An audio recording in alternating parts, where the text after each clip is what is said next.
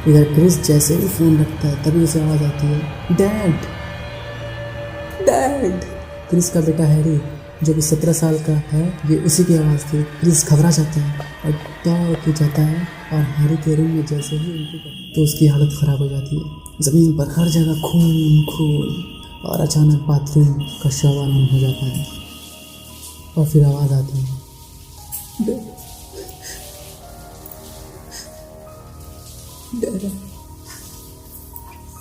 Dad.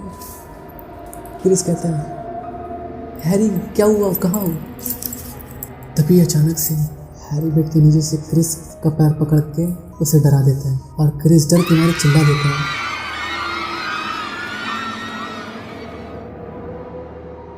और Harry bed से निकल के रूम की लाइट ऑन करता है और क्रिस कहता है, क्या हैरी इतना खतरनाक प्रैंक, तुम्हें पता है मैं कितना डर गया था? हैरी हंसते हुए, डैड सारू।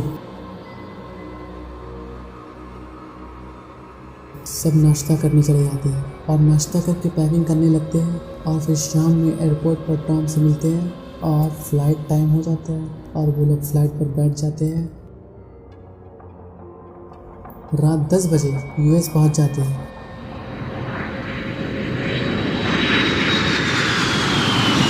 अब यूएस पहुंचते ही वो लोग एयरपोर्ट के बाहर आते हैं और फिर टैक्सी करके उसी होटल में चले जाते हैं जो फ्लैट टॉम ने बुक किया था, उसमें चले जाते हैं। और वहाँ पहुँचते ही वो लोग बहुत ज़्यादा खुश हो जाते हैं। रात काफ़ी हो चुकी थी और वो लोग थक भी चुके थे, इसीलिए वो लोग सोने के लिए चले जाते हैं। टॉम और उसके डैड एक रूम में, क्रिस और उसकी वाइफ और उसकी 6 साल की नादान बेटी एक रूम में और एक रूम में हैरी, वो सब सो जाते हैं।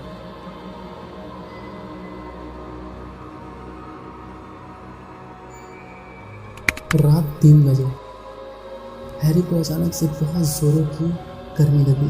वो बेड से उठा और फैन ऑन करने के लिए जैसे ही स्विच ऑन किया तभी आवाज़ आई। वो पहले तो आधी नींद में था, मगर वो भयानक आवाज़ सुनते ही उसकी नींद खुल गई। लेकिन उसने सोचा कि शायद मेरा वहम, और फिर बेड पे सोने चला गया।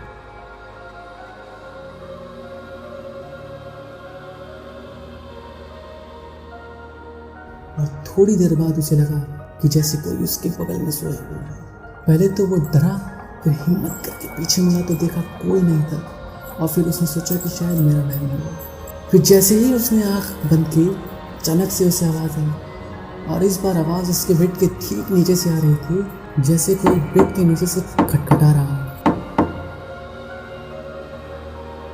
लेकिन अब की बार वो नहीं उठा क्योंकि उसे इस बार भी लगा कि उसका वहम नहीं है, मगर आवाज़ बार बार आने लगी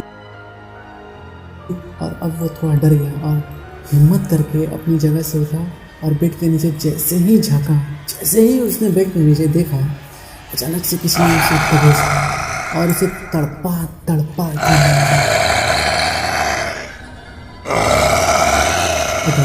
सुबह के 9 बजे सब उठ के फ्रेश होकर ब्रेकफास्ट के लिए इकट्ठे हो गए। इतने में टॉम पूछता है, यार क्रिस, तेरा बेटा हैरी नहीं आया? क्रिस कहता है, आप सब शुरू करो, मैं हैरी को लेके आता हूँ। क्रिस के इतना कहते ही आवाज़ आती है, डैड डैड। और ये बिल्कुल वैसी ही आवाज़ थी जैसे क्रिस ने एक बार घर पर सुनी थी। क्रिस कहता है, देखो हैरी, फिर से तुम मजाक करने लग गए। क्रिस हैरी के रूम के पास जाता है और दरवाज़ा खोलता है तो पूरे रूम में खून खून। क्रिस कहता है, देखो हैरी, अब बहुत मजाक हो गया, अब चलो जल्दी से रेडी हो जाओ। और फिर अचानक से शावर ऑन हो जाता है। क्रिस जैसे ही बेड के पास पहुंचता है तभी बेड के नीचे से कोई निकल कर क्रिस को पकड़ लेता है और क्रिस को बहुत बेरहमी से मार देता है। इधर ब्रेकफास्ट करने के बाद क्रिस की वाइफ को याद आता है कि क्रिस गया था हैरी को लेने और अभी तक नहीं आया। वो हैरी के रूम के पास जाती है और नॉक करती है और आवाज़ लगाती है, हैरी, क्रिस। आप दोनों कहाँ हो? अचानक दरवाज़ा खुलता है और वो देखती है कि हैरी और क्रिस दोनों बेड पे सो रहे हैं। वो आगे बढ़ती है और क्रिस को उठाने जाती है, तभी अचानक से दरवाज़ा बंद हो जाता है।